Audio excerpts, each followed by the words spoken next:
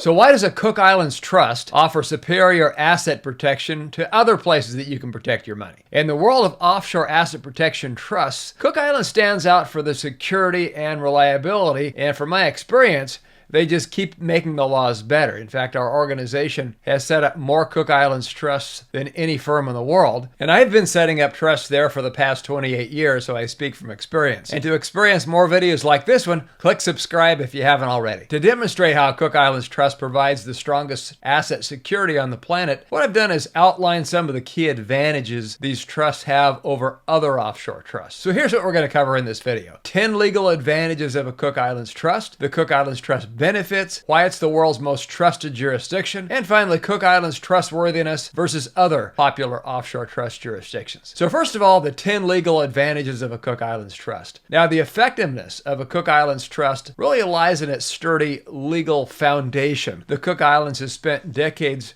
refining its trust laws to reliably protect against creditors and legal claims. So here are 10 major advantages these trusts provide. Number one, it has a proven track record. Cook Islands have existed since 1984. Since then, the islands have built up a significant case history that makes it difficult for plaintiffs to find an effective legal strategy to attack the trust assets. Number two, strongest regulatory framework. The Cook Islands boasts stringent financial regulations, including anti-money laundering and the Financial Supervisory Committee and the Financial Transaction Reporting Act. So what these frameworks do is they make sure that every trust is operating in an ethical and legally sound manner. In fact, I've seen the trustees get audited year after year, and I'll tell you what, they're very, very thorough. They just want to make sure that every trust client is taken care of properly and that every trust client is doing things ethically, legally, and they're not laundering any money they shouldn't be touching. And they're very, very strict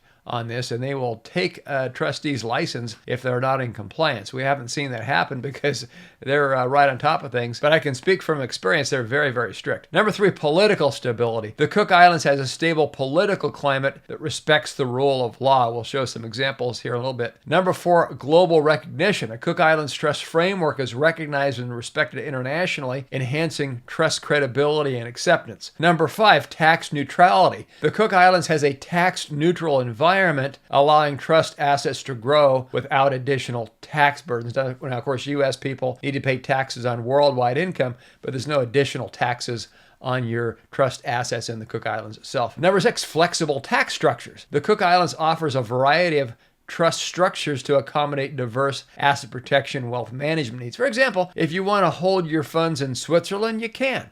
A Cook Islands bank, you can do that too. Want to pay a lump sum to your kids when you pass away, you can. Provide them with a monthly income, you can do that too. Number seven, privacy and confidentiality. Cook Islands laws really prioritize privacy and confidentiality, protecting sensitive financial information from unauthorized disclosure, which isn't available as much in the United States. Number eight, asset protection focus. Cook Islands laws are really custom built in order to safeguard trust assets from creditors and legal challenges. Number nine, experienced trustee companies. The Cook Islands has experienced trust companies with proven track records of adhering to the highest professional standards. And number 10, an independent judiciary. As part of New Zealand, the Cook Islands benefits from a robust and independent judiciary, which provides a solid legal foundation for trust protection. And from experience, they're really bent on maintaining the reputation of the trust industry, both ethically and really showing that it works,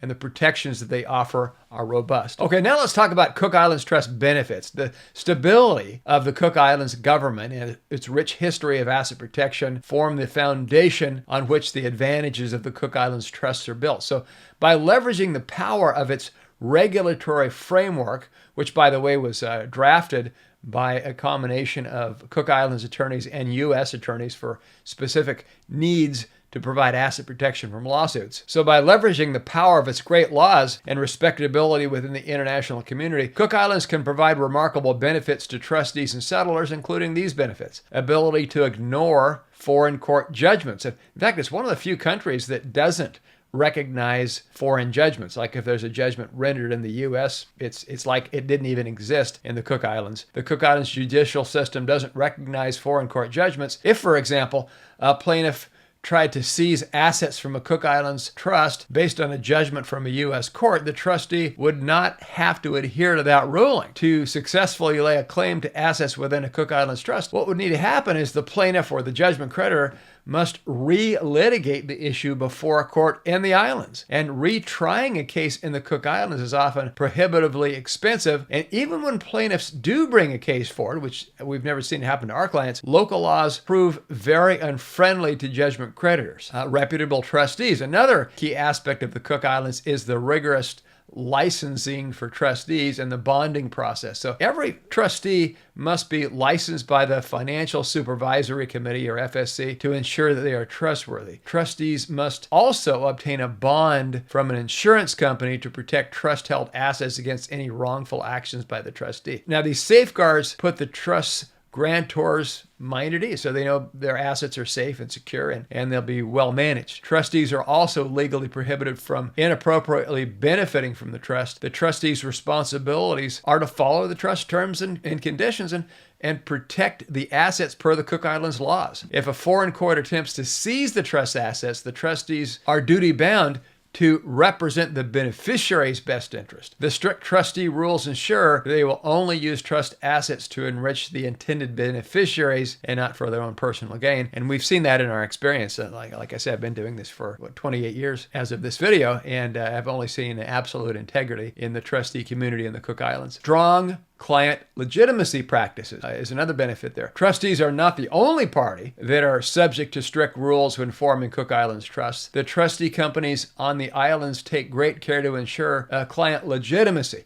So this is done through Know Your Client KYC and anti-money laundering, combating financing of terrorism regulations, and checks on the trust settlor. So these checks are done in order to investigate a trust settlor's identity to ensure they have not acquired funds through illegal means. In fact, when our clients have to provide the due diligence is legally required, we have to gather certain KYC information. They should know that it's not because we or the trustees or the government there is being nosy. It's just that we just want to make sure to, first of all, abide by the laws that we have to abide by, and the government wants to make sure that they're not damaging the reputation by taking in funds that are illegally obtained. So that's a reason why we have to ask for the due diligence requirements when you set up a Cook Islands trust. And by conducting these checks, reputable trustee companies protect both their own business and the reputation of the Cook Islands itself. While this may not immediately seem beneficial to a settlor, these practices help the country, as we said, maintain its legitimacy within the international financial community. And the way it works is the major countries of the world get together in Paris, France. They have a regulatory body there,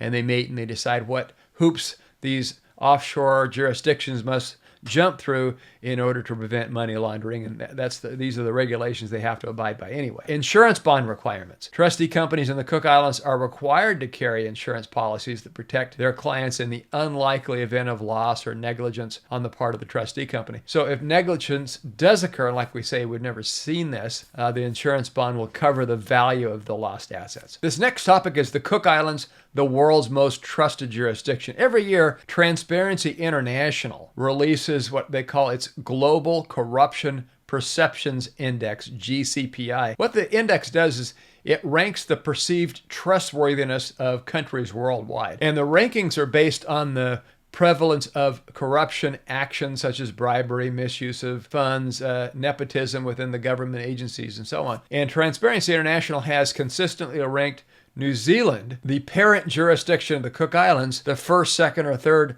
least corrupt country in the world, and that's out of about 180 countries. Nations like Denmark, Sweden, Norway, Finland, Singapore also rank really high. So when the Cook Islands were annexed in 1901 by New Zealand, they became part of New Zealand, and as a result, the reputation of the trustworthiness extends to the Cook Islands, and we've seen that firsthand. Even though their laws are permitted to differ from those of New Zealand, they're also overseen by New Zealand. The exceptional trustworthiness of New Zealand ensures that other countries will respect trusts formed under the Cook Island statutes as fair and legitimate. Okay, let's do some compare and contrast. How does the Cook Islands compare versus other popular offshore trust jurisdictions? A lot of our clients want to know that. A Cook Islands trust is not the only offshore asset protection trust available. Other jurisdictions offer similar trust protections as well for asset protection. However, no other trust-friendly country is as esteemed as the Cook Islands. So right now, let's summarize some of the popular offshore asset protection trust jurisdictions along with their GCPI ranking. Okay, let's go ahead and start with number one, like we've been talking about, the Cook Islands. Cook Islands is a small island nation in the South Pacific. In 1984, it established the first version of its trust laws and has continuously refined them over the years. The Cook Islands is best known for their rigorous trustee requirements, trust-friendly laws, and the ability to refuse judgments from foreign courts. Global Corruption Perceptions Index ranking, it's held the number one most trusted country spot more than any other country out of the 180 countries ranked as part of New Zealand, and it currently sits at number 3 on the list. Next up, Nevis. Nevis is one half of the two-island nation of St. Kitts and Nevis. It's a small island in the Caribbean that's best known for strong asset protection laws, and like the Cook Islands, Nevis does not recognize foreign judgments. When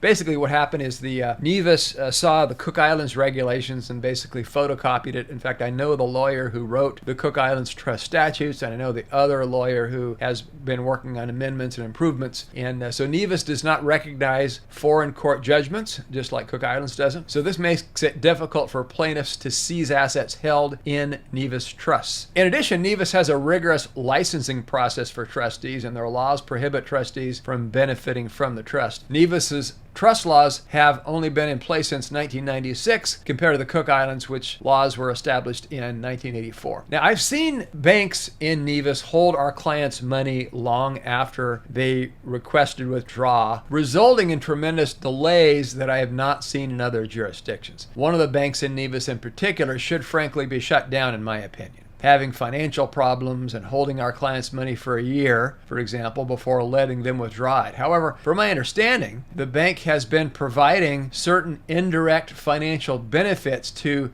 people within the government, and the regulators have not shut it down. And as a result, we simply stopped setting up accounts in Nevis altogether, and I've slowed down our company and trust formation process too. The regulators haven't been shutting down the banks should be shut down.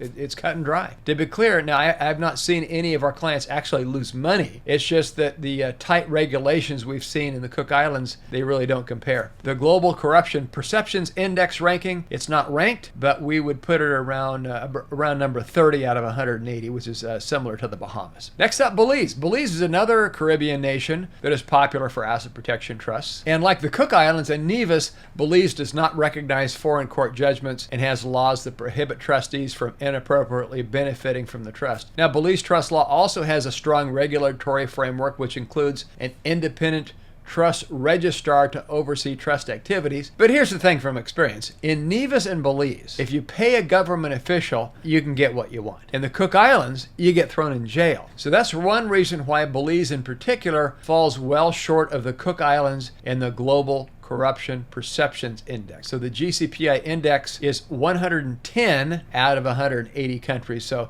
right there in the middle, or a little worse than the middle. Next up, Samoa. Samoa is another jurisdiction that offers a strong legal framework for asset protection trusts. Samoan trust law is robust and provides for the protection of assets from creditors and legal challenges, and individuals must obtain licensure from the Samoa Financial Services Authority in order to act as the trustee, and measures are in place to prevent trustees from inappropriately benefiting from the trust. The Global Corruption Perceptions Index ranking of Samoa is number 56 out of 180 countries. So as you can see, the Cook Islands, in association with New Zealand, ranks well ahead of all other countries on the GCPI index. So its glowing international reputation really increases the likelihood that other countries will respect the precautions provided by the trusts. Now, if you care to, you can schedule a free consultation to set up your Cook Islands Trust. If you've been searching for a reliable way to protect your assets, a Cook Islands Trust is really the most secure asset protection method on the planet. We set them up in all countries,